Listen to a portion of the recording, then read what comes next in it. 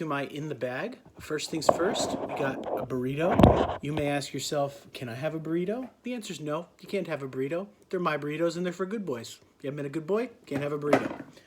The bag I use itself, which is an Innova Hero Pack. We call it the Prolapse Sack because when we bought it, I took out all the stuff inside, and so slowly over time it has become shapeless, prolapsy, like me, a little bit shapeless. It has some tags on it. This is the 103 tag because I lost to Derek Stoltenberg. I think I gave him the 20 tag, and now for the entirety of the quarantine, I'm stuck with the 103. I also have the dead last Disc Golf Inferno tag because we allowed Gintis to play with us, and so now he permanently has our #1 tag, which is awesome. Thank you, Gintis, for being better than me. Putters.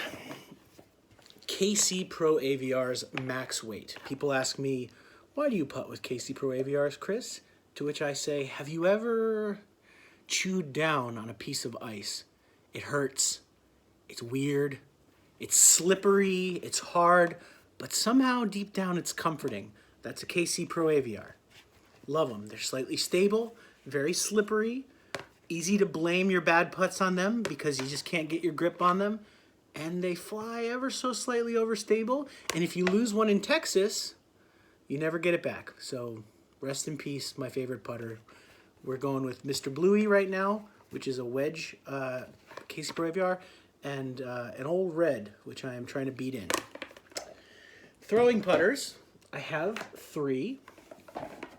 The first I will talk about is the Long Island Disc Golf Open Zone. I love this zone because it is a little deeper, I find, than other zones I've found. It is also pink, and pink is awesome. It is very overstable. I don't throw it very often. I hit it on forehands usually that I want it to have finish, or on a backhand shot into wind, or that I really want to finish out and not go very far. So we're thinking like hole 11, somewhere like 200 to 240 feet. I'm gonna throw it hard, it's gonna dump. Dump. Then we have the Glow P2, which I won because I got closest to the pin on a hole once. And I have decided that I love this disc for forehands. I pop it on a hyzer, it goes straight, it goes boop. Done.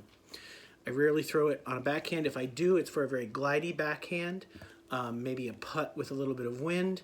People ask me, why do you putt with hyzer, Chris? And my answer to that really is... All right. My third throwing putter is the Bus AVR. This was a disc that belonged to Kyle Oliver. I was in the park in Pelham Parkway, giving it a throw. I threw it into the road. A double wide BX12 bus ran it over and smushed it and heavily damaged it. And rather than throw it away, I decided to keep it and see how it flew. And it is now unbelievably understable. You can throw it on a spike hyzer, it will roll over.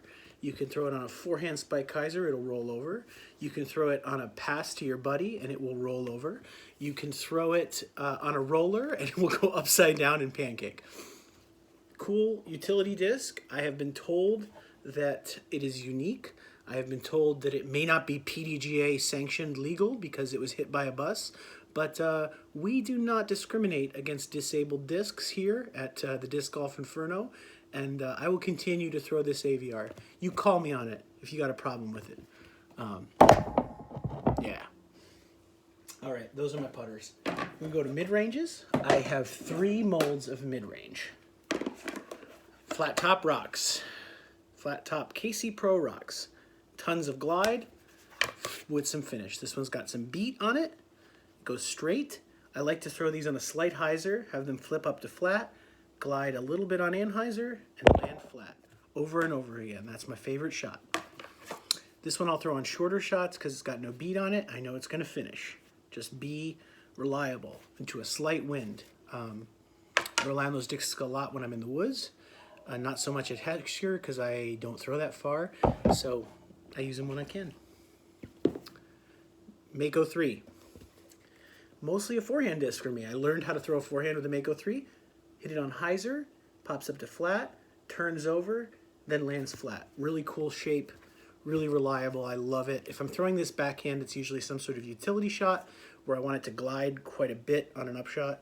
I'll always have this in my bag though, because it's also one of my favorite practice discs. Just something that I will always be working with. Last mid-range I have is the Star Rat. It's a lighter weight rat, probably 168 or so. Most of my discs are 172 to 175. And this rat goes straight. It does not have any stability left in it. I have beaten it out of it. If I'm uncomfortable in a situation, I'm going to throw the rat. You make me uncomfortable, I throw the rat. I generally prefer understable discs. I prefer flipping discs. This just goes straight. So if I've given up on being true to myself, I will throw the rat. Fairway drivers. I have 3 molds. T-Bird. Super overstable T-Bird metal flake max weight.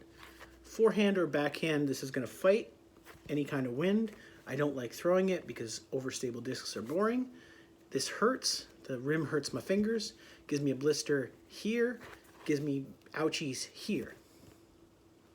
Metal flake T-Bird for a headwind or some sort of tricksy shot. Super beat up T-Bird.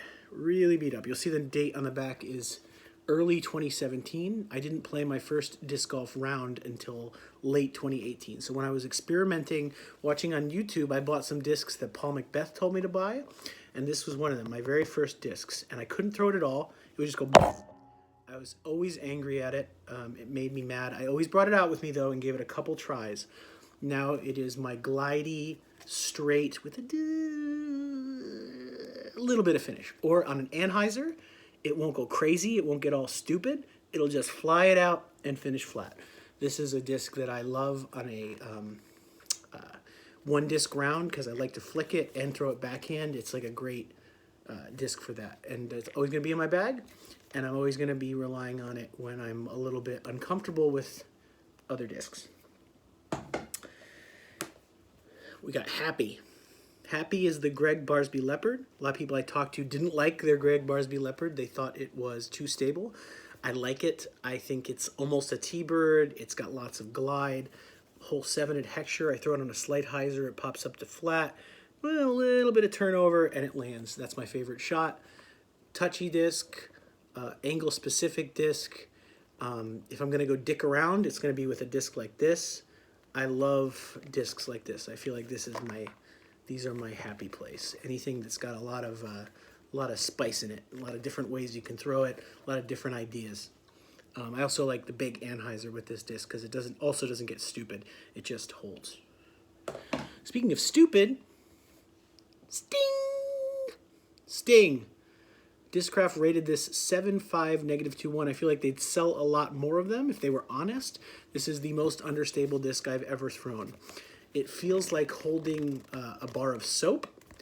It immediately goes from spike hyzer to anhyzer, from slight hyzer to roller, flick rollers.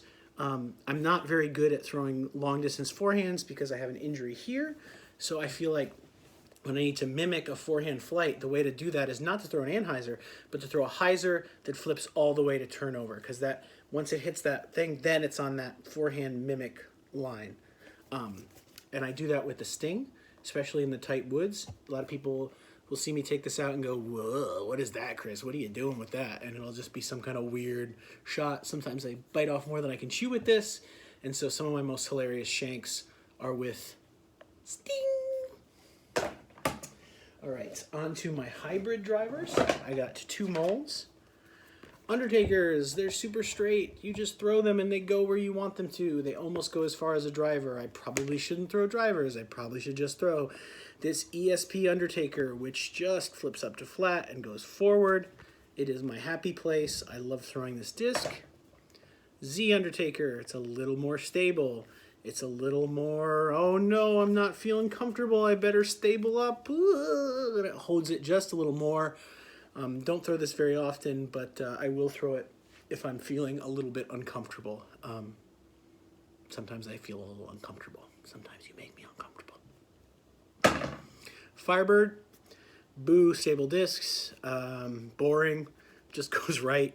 If I need a trick shot, if I need to get around a corner, if I need to fight an enormous wind, if I need to lose very badly to people who are better at disc golf than me, I will throw the Firebird. Similarly, I have two drivers that are quite stable.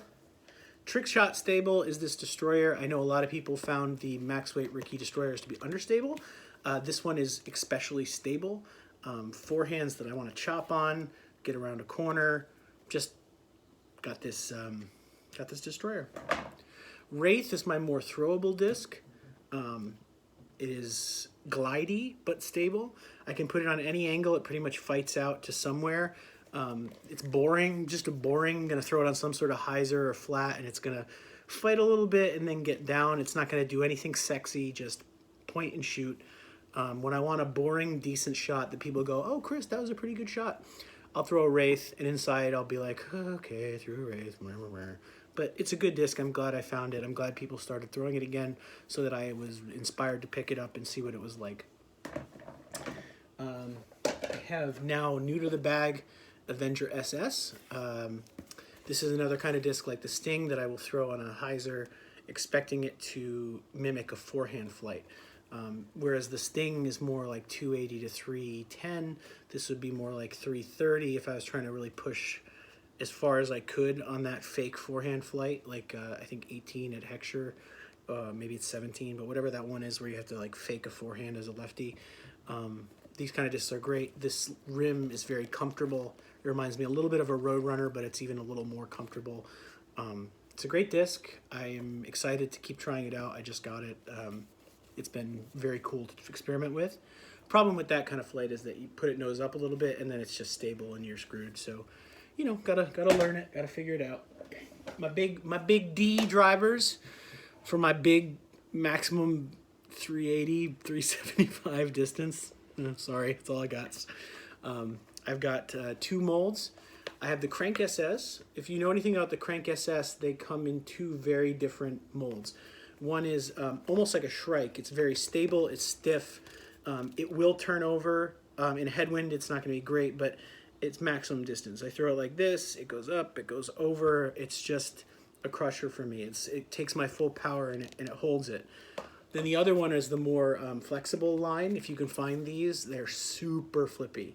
Like if I sneeze, this will roll. So this is my silliest disc, you know, just quick rollers, quick forehand rollers, you know, forehand spike hyzers to turnovers in the woods, standstill driver shots. I love this disc. This is the kind of things that I love to practice with. I love to throw, that make me so happy to go out to the course. I love flippy discs like this. Then if I'm in a wide open field, my last disc I have is the old first run nukes. I don't like the new run. I find them to be understable and stiff. I don't like that. These are gummy and yummy. And they, for me, handle whatever I got. You know, generally if I'm gonna go max power, my form is bad, so there's like some off-axis torque, there's a little bit of yeet, there's a little bit of onion. This will take the onion, this will keep on flying, it'll take a little Anheuser. You know, if 17 at Warwick, if I'm just gonna like unload and just really embarrass myself with a big old shot, I'll do it with a nuke. Don't throw it very often, but I find that it is my most reliable long range disc if I am planning on using poor form. So that's my bag. I hope you guys all post and I see what into everybody's bag. Bye.